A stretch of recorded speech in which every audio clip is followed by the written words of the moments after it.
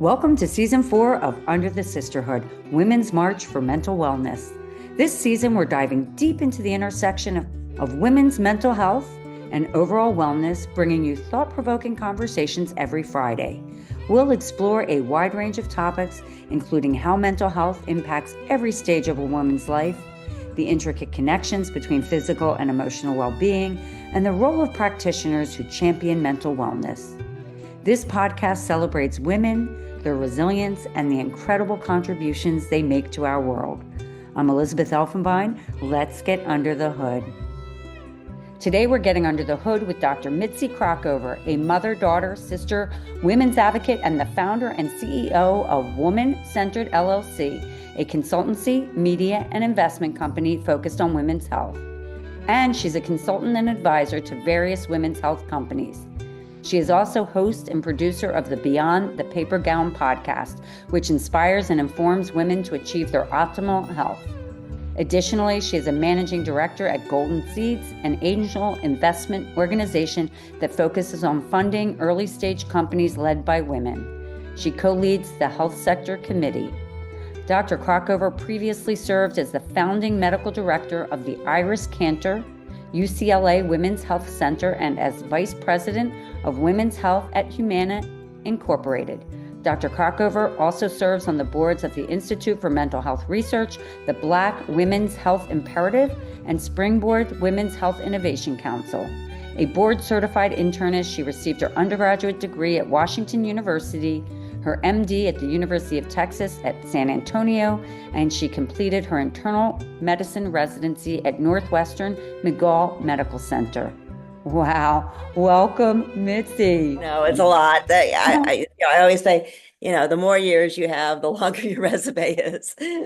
Oh, but it's really impressive. And I think I'm really excited about getting under the hood with you today because of your journey. It's not been a linear journey. It's been a very interesting one. And it's Women's March for Mental Wellness, Season 4, and let's get under the hood. Sure. It's great to be here. Thank you so much for inviting me. Oh, I'm so thrilled to have you, Dr. Krockover. Mitzi, please. Of We're all course. girls here. Okay. Okay. So Mitzi, I'm really curious, and I think our audience will be as well. You've had a very interesting journey. What got you into the mental health and wellness side of it? What was that inflection point? Sure. Well, when I was at WashU, I was a psych major and I thought I wanted to be a clinical psychologist. But what I was finding out was that really those programs at the time were few and far between. They were really focused on research.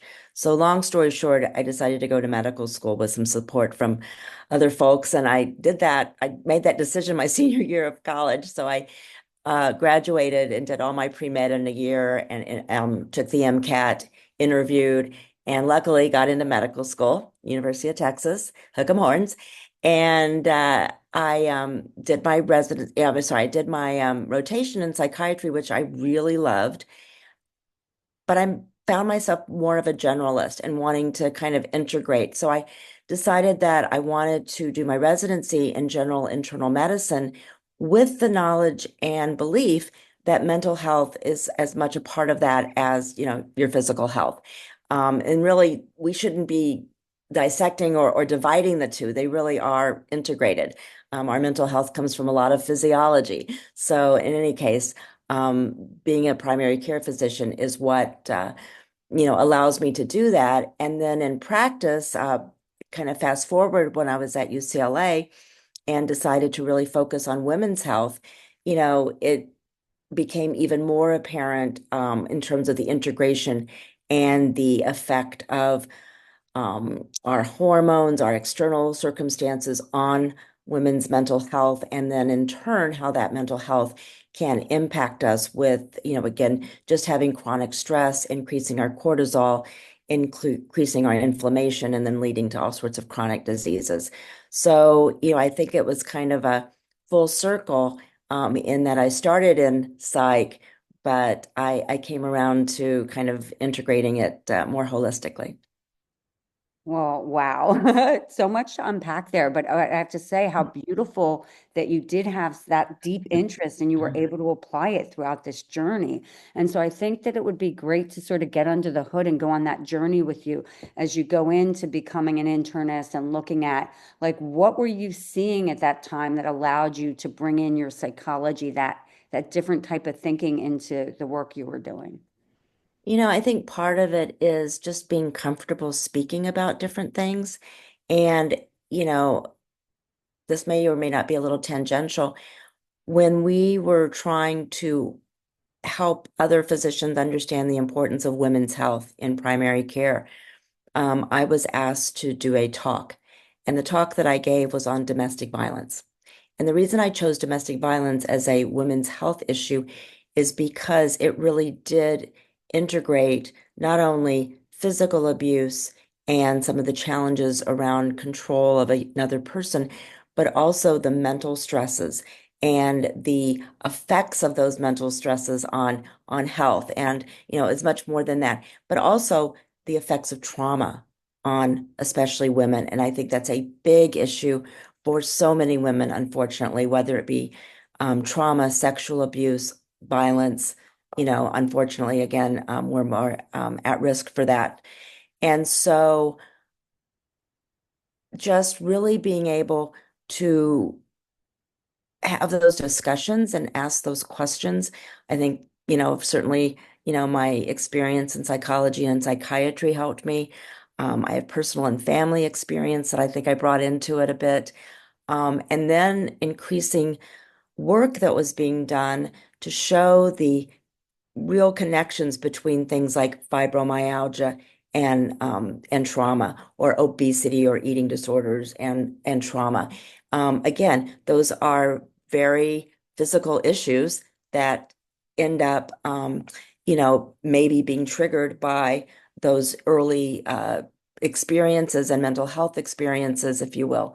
And, just going back to the whole issue about stress, the effect of cortisol on heart disease, blood pressure, diabetes, as well as certainly, anxiety and depression.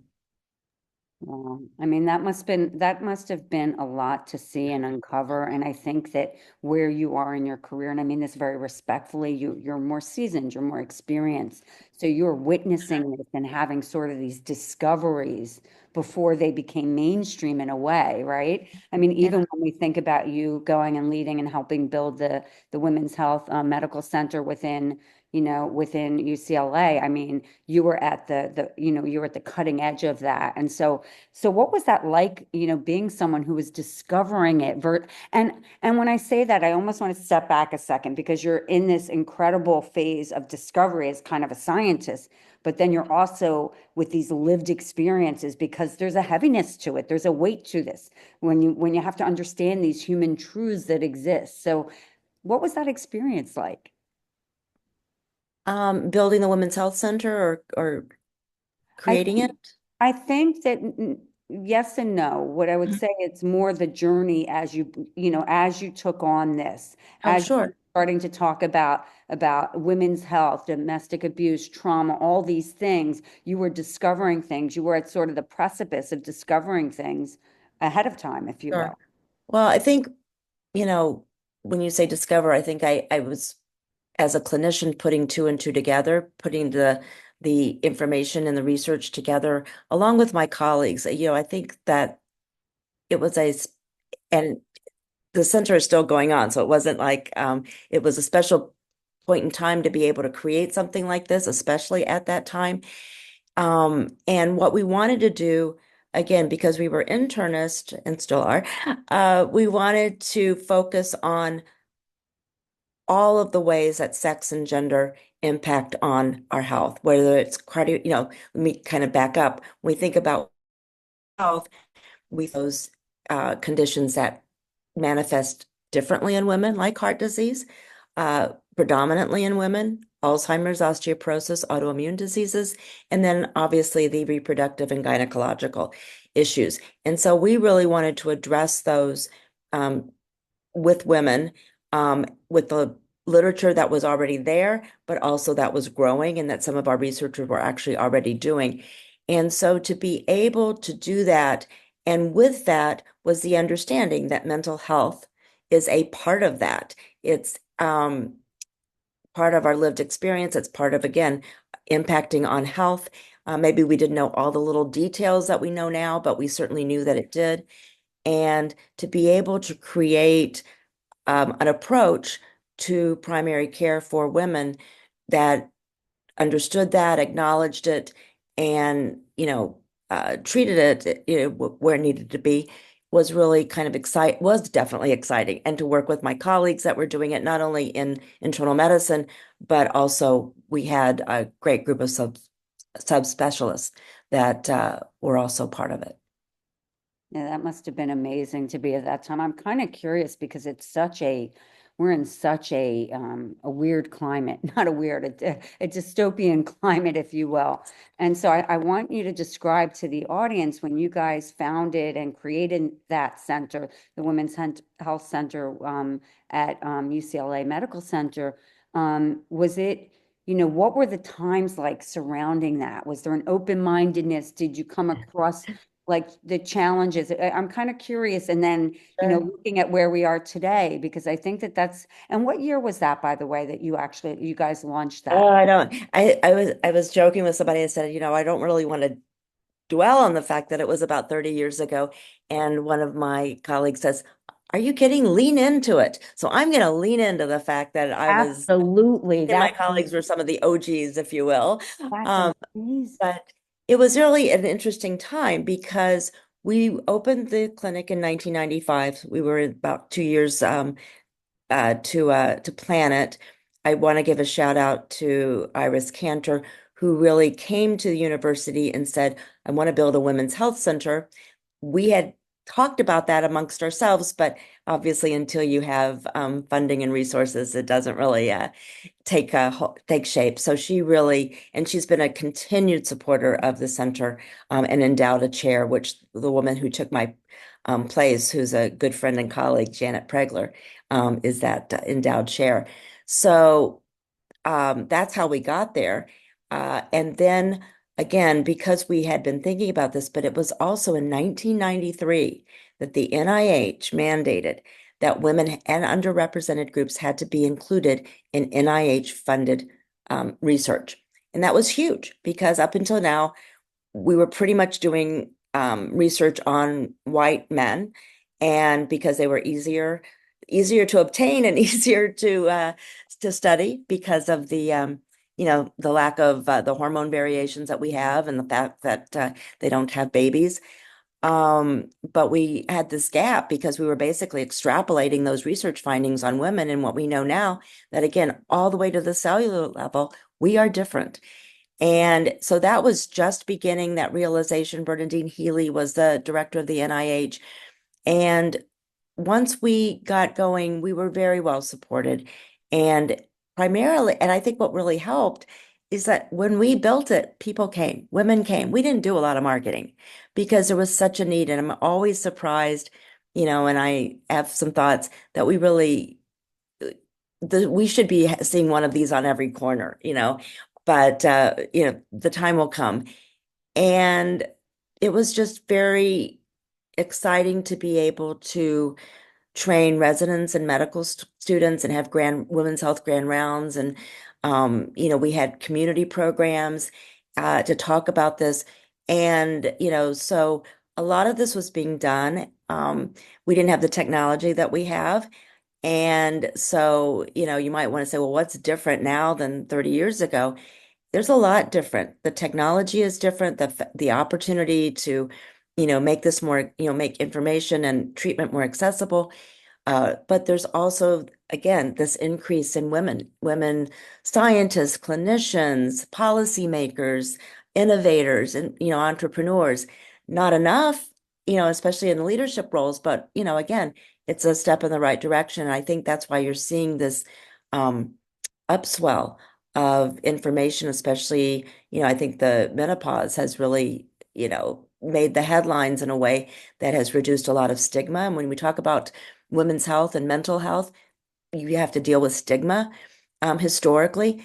And, and just again, connecting the dots. I know I'm going on and on, but I will, connect that dot and that things like menopause, where there's definitely mood swings and changes for a number of women who don't even know, myself included, that I wasn't that, and you can't see the forest for the trees, and really struggling sometimes, um, and not having enough information, research, clinical training, to know that that's what a woman is suffering from. And then, as you probably have heard, being prescribed antidepressants and anti-anxiety pills, which may be useful, but that's not the crux of the problem. The problem is the hormone changes. And you hear so many women talking about, they started estrogen, and it really did help quite a bit. So understanding it's not just hormones, but hormones do have a significant effect on women. And we just are scratching the surface about understanding those issues. On the other side of the spectrum is postpartum depression.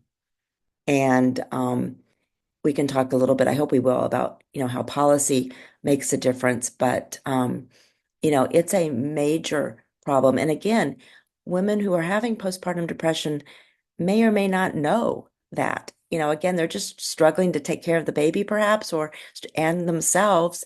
And it's really up to our support systems to also be educated so that they can help us and point that out. Well, first of all, thank you for sharing that. And I think it's really interesting what you touched on and where I kind of go with all of it. First of all, I want to just applaud you for being part of the origin of that with that team and being on the journey, because that must have been the most incredible experience as a professional to be part of creating something from the ground up, in respect to health and women's health, and seeing that. And of course, I love the fact that it was almost like build it and they will come. Like the demand, the unmet need was there. You put it out there and you didn't have to market it. So that's just brilliant. But you just said something that really intrigued me. And I might have heard it. I think I heard it correctly, but where I go is it's like interesting because we have all these hormones, and even with postpartum depression and or menopause at two different life stages, if you will.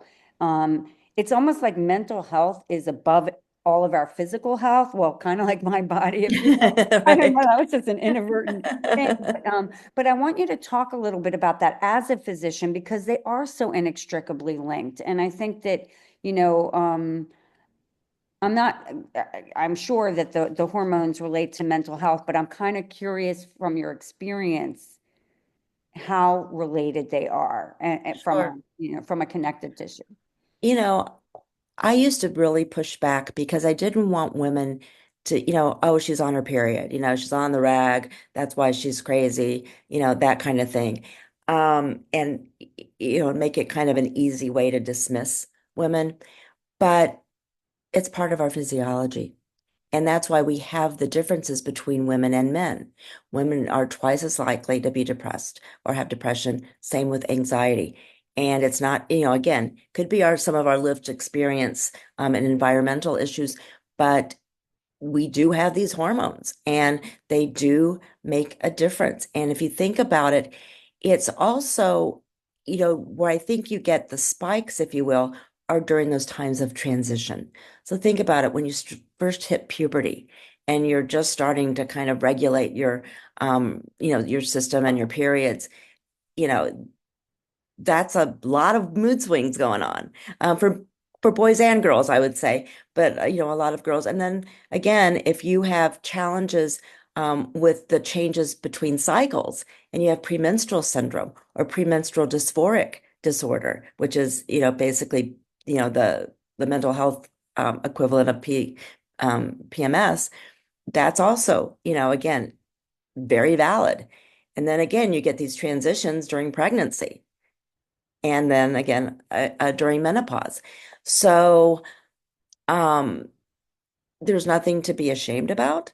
There's nothing to say that we're the weaker sex. I think we're the stronger sex because many of us, if not all of us, go through it and just, um, if you're going, what is it, Winston Churchill said, if you're going through hell, just keep going, and I think a lot of women do that, especially, prior to having, this increased awareness. Nobody ever talked to me about menopause. And I think it's also kind of my PSA, talk to your kids about it, men and, boys and girls, because that way it won't be such a shock. I had a young woman younger than me, but she was like saying, "What do I need to do to prepare for menopause?" And I said, "That is an excellent question." So, just so that it's not taboo, and also so that, again, you can manage it. Yeah, I think it's really interesting just to share a little aside on that note is I think maybe our generation or we're somewhere in the same realm, if you will. Mhm. Um, I don't know about you, but perimenopause was never a thing. And so I think that only 10 years later in hindsight, I was like, oh, I got this spontaneous autoimmune disease. I was stressed out, I had a high stress job, stressful situation, I had a family member die, like just all these things Mm. coming together and suddenly, and I happened to be perimenopause. And even the brain fog, like just no knowledge, and your family's kind of laughing at you, your immediate nuclear family. And no, it's a thing. It's a real thing. And one day they'll get there or might and they'll understand, no, no, no, it's real. And Or so yeah, no, and thank you for sharing. But what you did was really explain or illustrate the effect of stress, the effect of hormonal changes, um, on your your well-being and your physical system. And I unfortunately I don't think it's not uncommon. We just screened the M factor yeah, yeah, about menopause. yeah, we And did as well. I so resonated with so many things. And oh, I'm gonna get her name wrong. Which one? Was it physician or Tamel? Her MD, not Yeah. her. Is Oh it yeah, Dr. MD? Selmy Javed. Yeah. Javed. Yes, thank you. I know something. I just drew her name. But in any case, and she made the point, and I will make the point too. I mean, she's an OBGYN. And she said, I had 4 years of residency and I had 45 minutes of menopause. Yeah. I remember my physiology book was huge. The part on women's physiology was so tiny. And I think it was toward the back. So as you know, at the end of, you never get to the end of the textbook. So, I mean, I think we did, but at the same time, and not to go on, but, part of the other issue and a lot of scientists that are deep into this are also saying we're trying to create all these solutions, but we haven't really figured out women's biology yet. And so that's, a challenge, that we're kind of, building the plane while we're flying it a little bit or a lot. Um, and I will just say this, and if you want to go further, we will. But I worry about the current policies and their effect on that research of biology, research on treatments, and and our knowledge, that significant knowledge gap that's there, either getting wider or at the very least, not getting filled in. Well, I think that, I think that I think that I share your concern. And so I think that, we can only hope that the gap closes, but we have to be pragmatic. Well, Women, we don't have to just hope. We right. can advocate. We can advocate, but we have to also understand the current situations and how can we reframe the conversation. So I was having a conversation with my ELT team, and it's like, how do we make this work for us?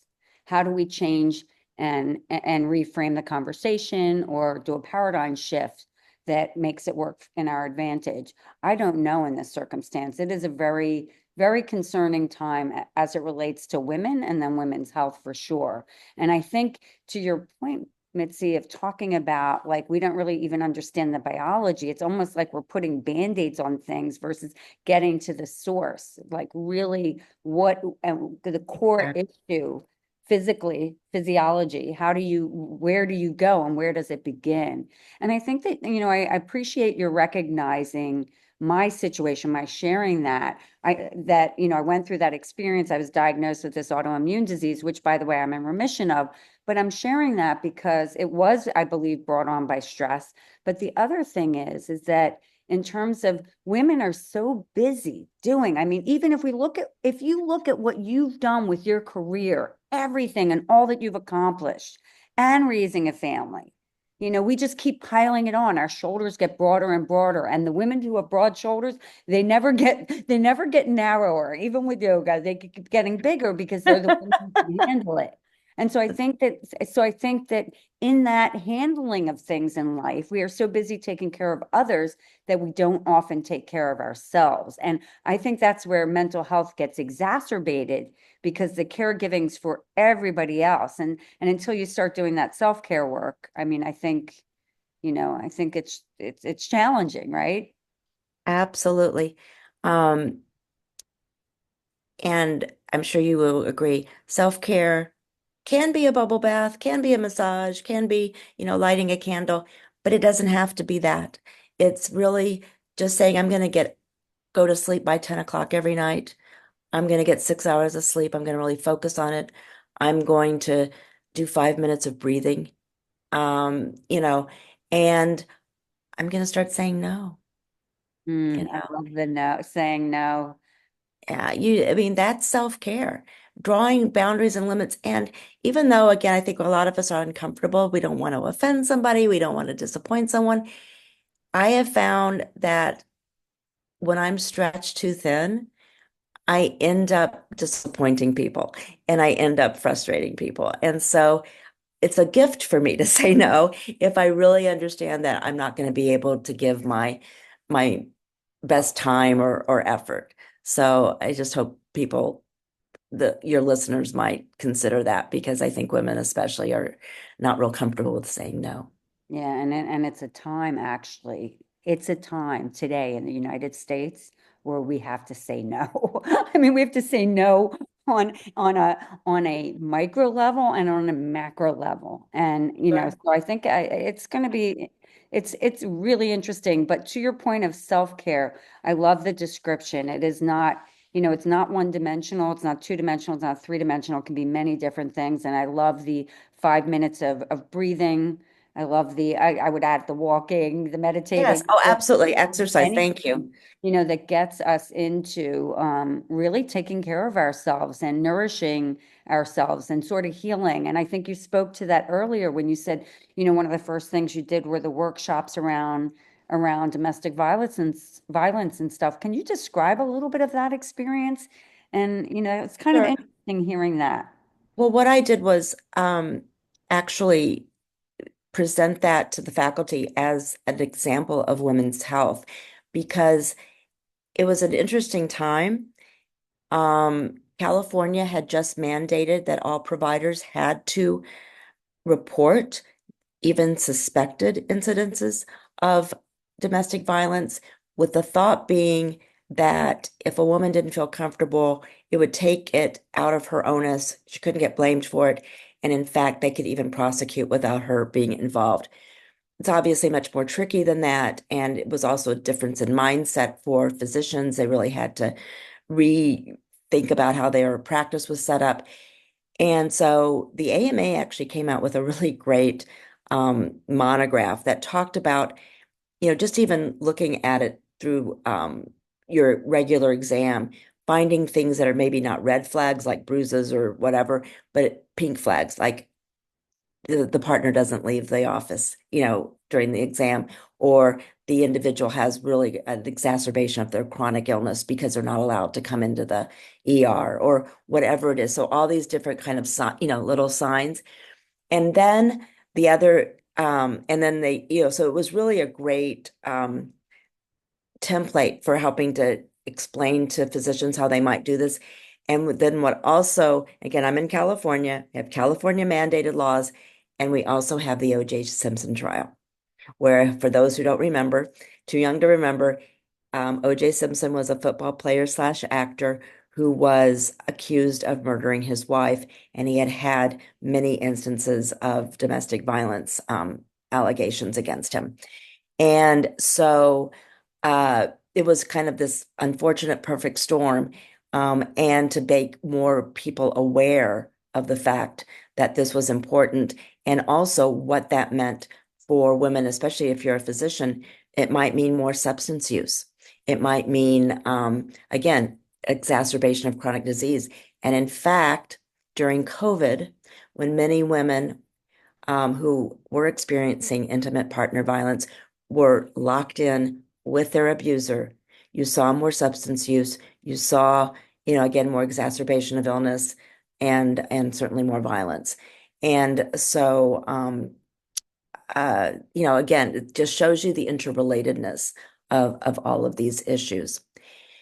Can I go back to something that you mentioned Oh, very please quickly? do, for You said, sure. there's not a lot we can do, and yes, we can advocate. I would also say that's also another opportunity for self-care. I think a lot of us right now are just, especially when we see all the ramifications, especially in women's health, it's like it's so overwhelming. But it's probably overwhelming to your elected representatives as well, no matter what side of the aisle. Women's health is nonpartisan. Women's health, we know that if we spend just double our research dollars in the small amount, we'll get a $14 billion return. We know globally it could be a $1 trillion return. This is, if you have healthy women, you have healthy caretakers, many of whom are not paid for that caretaking. You have a healthy workforce, you have more productivity, you have better GDP. So I would just say that, and again, I don't know that everybody connects the dots, including representatives, about the fact that this research that it needs to be done will directly affect how we train our physicians and how we provide solutions for those health issues. And that could be an economic boost. It will be an economic boost to our country, as well as improve the health of our country. And so I would say an act of self-care is to write a letter and get on the phone, not in a belligerent way, but in an educated way. And if anyone wants to know more about this, womenshealthadvocates.org is a great resource for just this kind of advocacy. I love that. Thank you for sharing that, Mitzi. I think that's great. It is a form of self-care. And I really appreciate your explaining the importance of us doing the work and fighting for that and continuing, of course, to do the research. It's critical.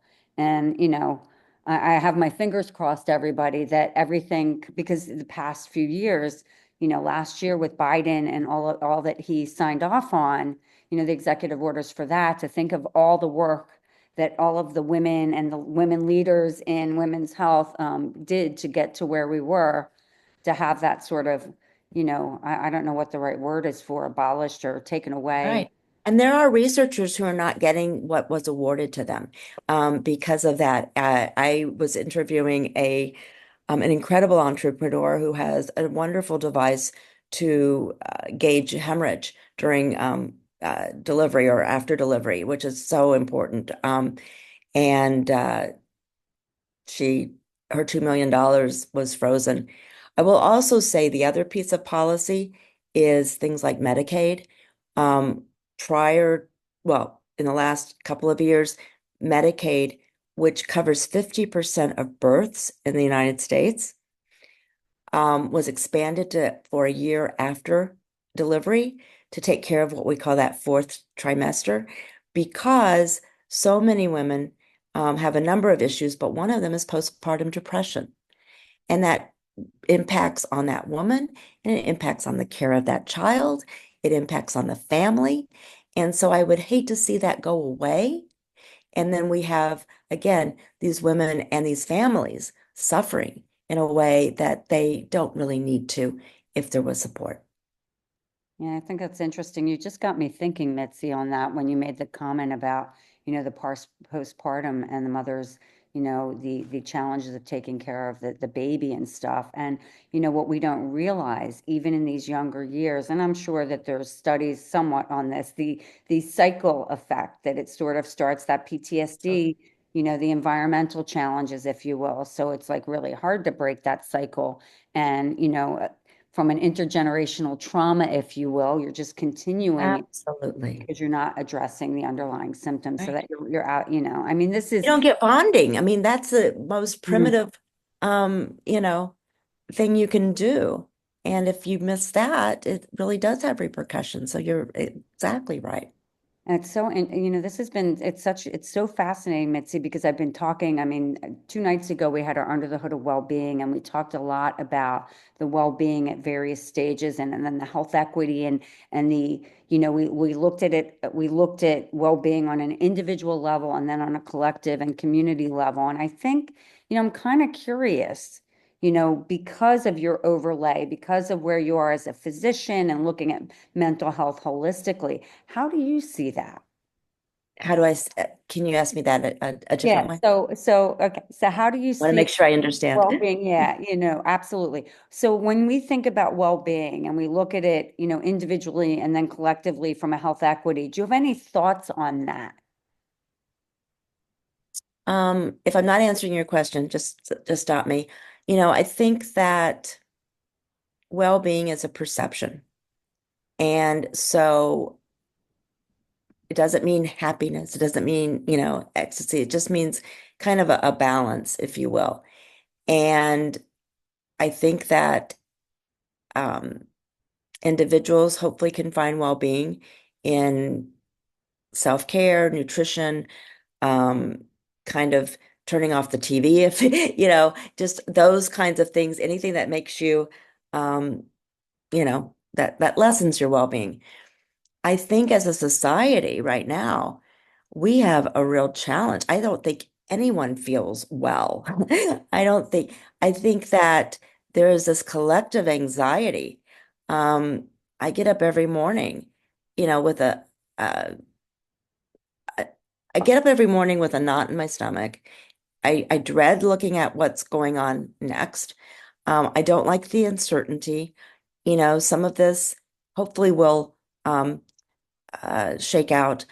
But what I really feel that I think maybe is heightening my anxiety and my lack of well-being is the lack of respect that's being shown to people, and whether they're being dismissed from their um, jobs, or changes are being made, or you know um, grants are being frozen. There's just a lack of civility and respect and empathy, and I think that that permeates um, the zeitgeist in some way, and then goes and makes it, more anxiety producing for everyone else. And there's certainly obviously very specific populations that have a reason for having much more heightened anxiety. So it's hard to live right now and be focused on anything. You can focus on things, but it seems that, you know, this kind of environment is not really conducive to doing your best work.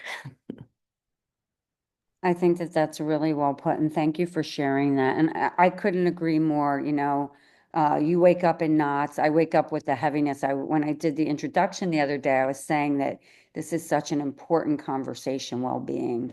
We're in a climate where anxiety is at an all-time high, and there's just a weight and a weight on women in particular, and of course, marginalized groups. All of us are marginalized, and I think that thinking about the mental well-being of of an individual, because we can focus, to your point, on our own self-care. We have to do that to be able to sort of subsist. But then when you think about it from a collective perspective, like what does that mean? And I think that you made a really good point about that from a society perspective. How do we, like, we're not it's this is a time where we're not necessarily able to show up as our best selves in this sort of condition. I think about how do I, I'm one of these, I'm an eternal optimist. I wake up, I'm inspired every day, and I have felt like, you know, I just look to the sun, what like is it that I can pivot within me separate of all my self-care practices to keep, my central nervous system calm? Like, what can you do? So, And again, all the things that we talked about, but I think you also bring up a point, whereas you know, a lot of this feels too big for any one person to deal with. Where are the places that we do have control? Certainly, we have control within ourselves, potentially our families, but also our workplaces or our places of worship. And so, or if you're so inclined, your local government. And so I think that that's how we maybe make changes, and maybe in an iterative fashion, but also kind of, I think that when you have a positive interaction, that does uh, benefit your well-being and contribute to it. So again, I think that in some ways we want to change things in a big way, but I think we also have to deal small. I couldn't agree more. It's like for us, it's one story at a time. For everybody, Yeah. it's baby steps, like one step at a time, one day at a time. I'm curious, Mitzi, how are you marching for mental wellness? Well, first of all, thank you again for having me here. Being able to increase awareness, and thank you for the work that you're doing with that. As you know, I have a podcast as well and focused on women's health and all those factors that impact on women's health. We have covered meditation. We have covered stress as being a working mother. We've talked about stress. We've talked about sleep hygiene, and then menopause and postpartum depression. So that's one way. You mentioned my other hat, which is investing. So, being able to work with these women's health entrepreneurs, especially those that are focusing on mental health, whether it be, again, recognizing menopause and changing that trajectory, or even postpartum depression screening and treatment, and even, just direct services. That is helpful to me. I am also on the board of an organization called the Institute for Mental Health Research, which was started here in Arizona to, uh, I always think of it as an investment, basically invest in early and new mental health research that is the hardest to get. It's kind of like being an entrepreneur and trying to get your friends and family, around so that you can, parlay that into larger investments later on. And many of our researchers do that. And really, the advocacy piece as well that we talked about. And then just kind of personally, whenever I can, I talk to people who um and increase awareness of systems that may impact on mental health in a way that they may not even realize. Schools, for example, that don't have policies, that they may allow somebody who has an injury to take a medical leave or have take an incomplete, but if it's a mental health issue, they don't see it as important, or, in the same way. So they may not support that individual. Or an employer who has a lot of, you have so many hoops to jump.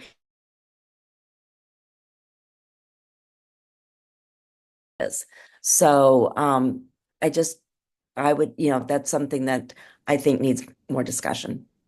Yeah, no, that's great. And thank you for all the work you're doing. I mean, that's amazing. I think it's wonderful.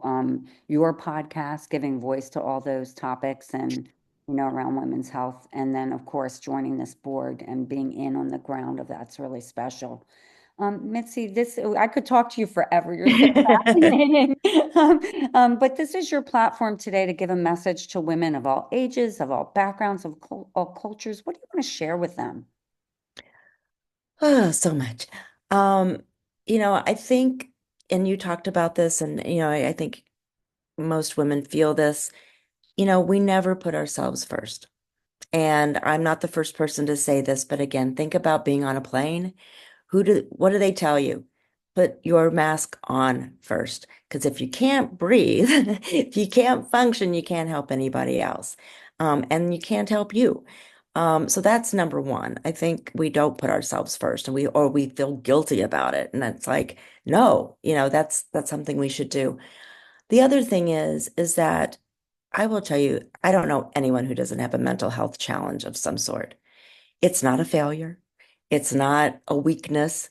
In fact, some of the strongest people I know are people that have dealt with this and, and really been resilient. And it's also not anything to be embarrassed by.